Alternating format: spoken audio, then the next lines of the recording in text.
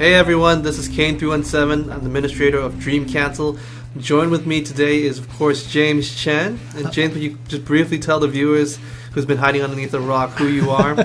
I've been playing fighting games for a long time. I used to write like FAQs and stuff like that for fighting games, and so I'm a passionate follower of fighting game system mechanics. I definitely probably read one of your FAQs in the past, so we appreciate your contribution. A lot of people ask me, because I play a lot of King of Fighters, and that's really the only fighting game I play, what are the hardest transitions into the King of Fighters series? And one thing I would say, the first thing that comes to my mind is the 4 different types of jumps they have in the game.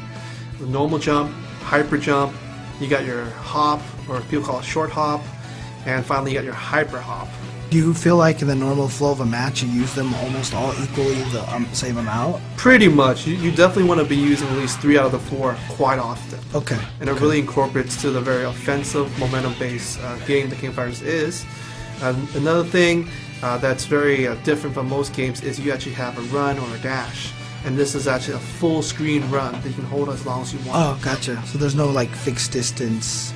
You can cancel into attacks and such, right? Yeah, you can cancel your run. There's a small window where you have to stop for a second, but you basically can cancel into different moves. Gotcha. And actually, what about backdash? There's backdashes. There is a backdash, and that is a set amount. That is like a back step kind of. Is there any invincibility on the backdash? In new to King of Fighters 13 to console, there's no invincibility, but within 1 frame, they put you in the aerial state very quickly. Okay. Gotcha. Another thing that's kind of interesting and it's hard for people to kind of adjust to is basically there are rolls in the game. Right. And rolling in the game allows you to do exactly what it says.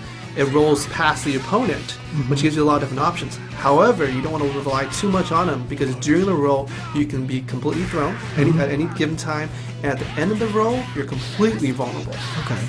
Next section we really have that really boggles a lot of people's mind is the ability to combo command throws in the game. Okay? Now command throw is just like any other special except it's throw based. Right? It's like a Zangief spinning pile driver. Right. Except you can actually combo into the spinning pile driver. And in this one, as long as you have a normal attack that cancels, you can combo into a command throw. The only other exception is if they're blocking. If the opponent's in a block stun, your command throw will whiff. Okay, so if they're just sitting there, you'll throw them with the command throw. Right. If you cancel a move into it and they're in hit stun, you'll grab them. Right. So in other words, the only way that you can avoid it is, don't be on the ground or be in block stun, right? Yeah, you basically want to always hop at the appropriate times. But yeah, you definitely don't want to be on the ground against the grappler. You have something called the hyperdrive gauge in King of Fighters 13, and this is unique to 13. In 13 is actually 2 types of gauges. You have your power gauge and your hyperdrive gauge. And the hyperdrive one's the green one on the top that has like the 2 chunks, right? It's a green one on the top that has 2 chunks. It's divided into 2 different, basically 50%. Will complete your drive gauge or your hyperdrive gauge, and that's actually the next point. You can use the gauge for drive cancels, super cancels, neo maxes, and hyperdrive mode. Okay, and it sounds complicated, but it's really not that complicated. The drive cancel is simply when you complete 50% of that top green gauge, you can cancel certain special moves into other special moves. Okay. Right, and then there's a specific window for your special move where you're allowed to drive cancel. But as long as you can cancel it, the next move will come out. Now, is it any special move into any special move, pretty much? Like you could cancel, for example, a burn knuckle into a fireball, or a burn knuckle into a crack shoot, for example, with Terry? That's correct. It will cancel no matter what, but whether or not it will actually combo depends on the special move itself. Oh, right, of course. And if a move like takes you up into the air, can you cancel into like an air special move? That's right. You can cancel the special moves into the air. And there is a special exception. You can't drive cancel a special move if the opponent's blocking. Oh, really? Yeah. Oh, wow. Okay. So in other words, you can't like turn an uppercut into a safe uppercut, by throwing an air fireball down or something like that. Gotcha. Yeah, there's they do that to prevent certain abusive loops. The next thing is a super cancel. So basically, it's the same thing as a drive cancel, but you're canceling a special move into a super, or what we call a desperation move. Okay. And the only thing different about this case is you can always cancel a special. Even on block. Even on block, you can always super cancel. What's the requirement for that? You use 1 drive cancel for the actual super cancel, and you also use a stock for the actual super itself. Oh wow! So in other words, it costs the same to cancel. The only additional cost is the actual power gauge. Okay. Another one that you can use your hyperdrive gauge is for Neomaxes. It's your ultimate super. This is like the ultra combo for Right. Street Fighter or like level 3 hypers in Marvel, right? Right. It's basically requires 3 supers and the entire hyperdrive gauge. So it requires both halves of the hyperdrive gauge. That's then. right. Okay. Both halves of the hyperdrive gauge, the full meter, plus the 3 supers, and deservingly so because it does the most damage possible. Gotcha.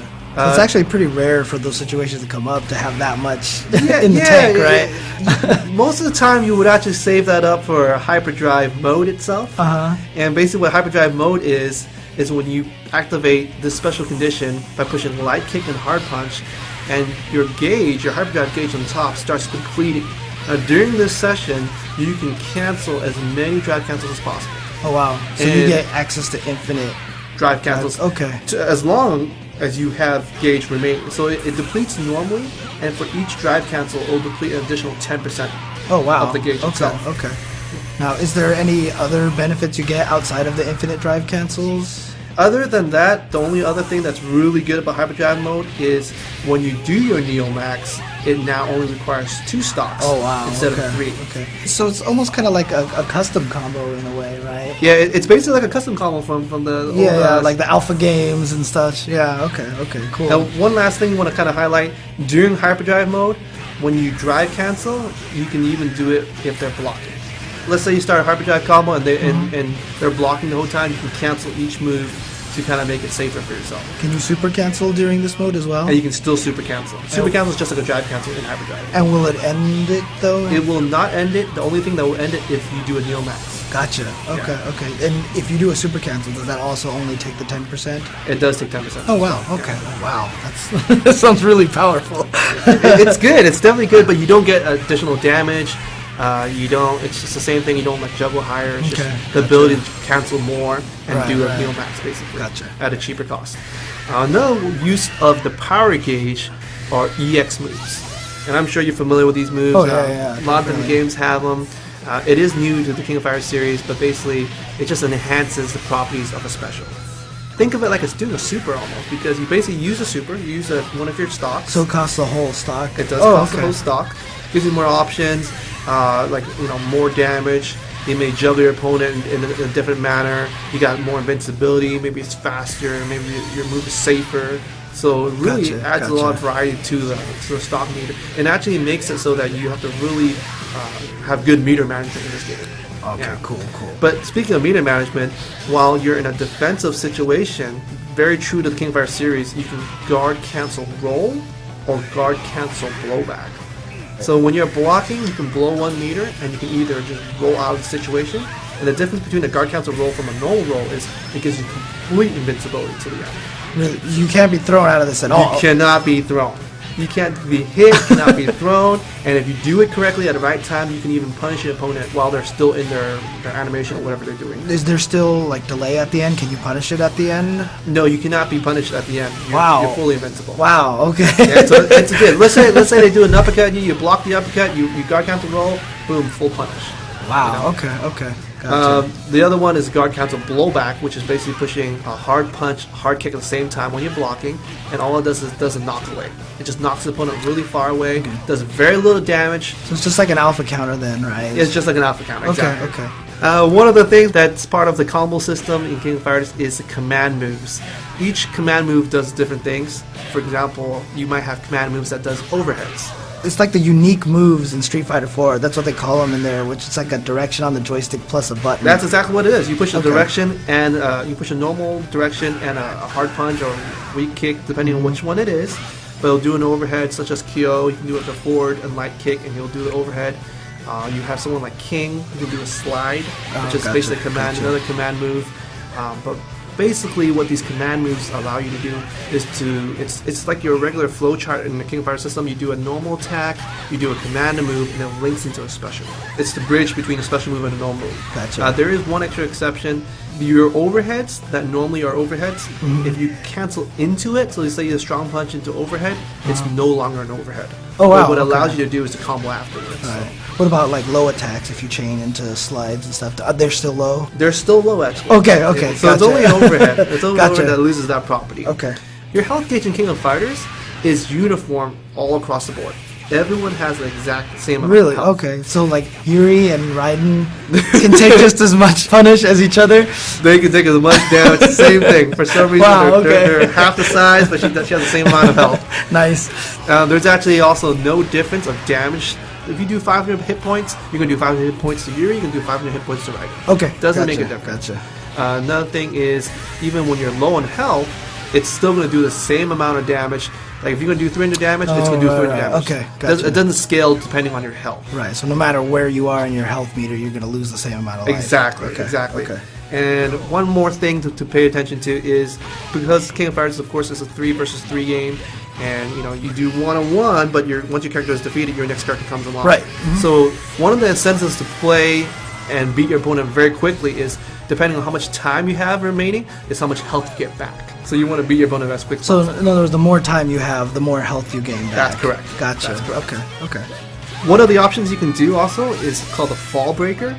And basically anytime you're launching the air, whether you're swept or whether you get knocked in the air, you can always push light punch and light kick, and you'll flip right back up. Gotcha. So like if there's a move that knocks you onto your back, you can always do one of these moves, right? That's correct. Okay.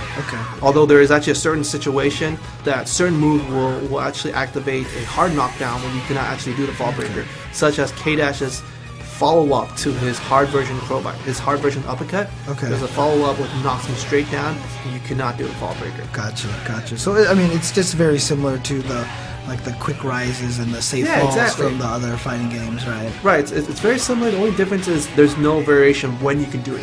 There's only one specific moment when you can do it.